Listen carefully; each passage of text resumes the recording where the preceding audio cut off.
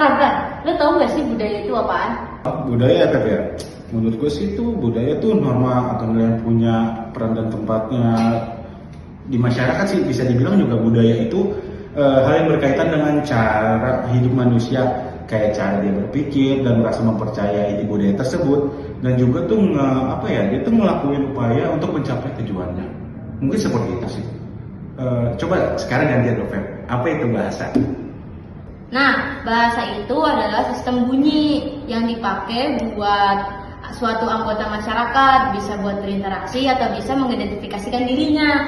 Nah, terus juga bahasa ini termasuk dalam unsur kebudayaan, karena bahasa bisa membentuk kebudayaan atau bahkan sebaliknya. Jago gua, bro.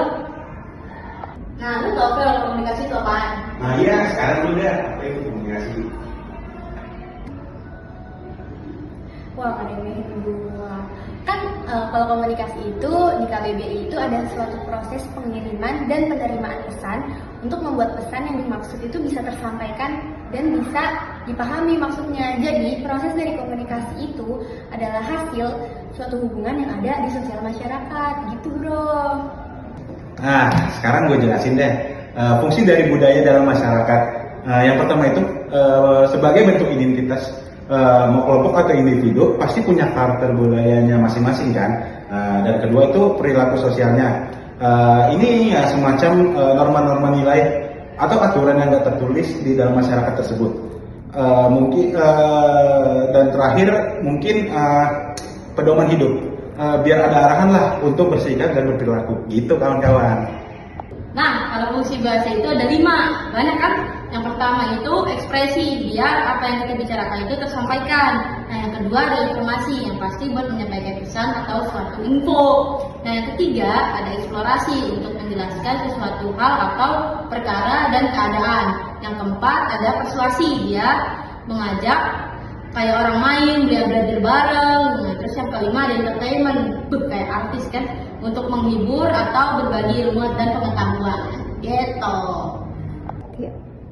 Nah, sekarang giliran gue nih, gue bakal bahas faktor-faktor yang mempengaruhi dari komunikasi. Faktor-faktornya itu ada 6. Yang pertama itu ada kredibilitas, yang kedua itu ada konteks, ketiga itu ada konten, keempat itu ada kejelasan, kelima itu ada kesinambungan, dan keenam itu ada kemampuan untuk berkomunikasi sosial. Nah, habis ini kita akan bahas nih jenis-jenis dari komunikasi. Yang pertama ada komunikasi verbal. Jenis komunikasi yang dilakukan dengan menggunakan kata-kata secara lisan. Yang kedua, komunikasi nonverbal. Jenis komunikasi yang dilakukan tanpa menggunakan kata-kata, melainkan menggunakan bahasa tubuh, gerak, atau ekspresi wajah. Yang ketiga, ada komunikasi tertulis.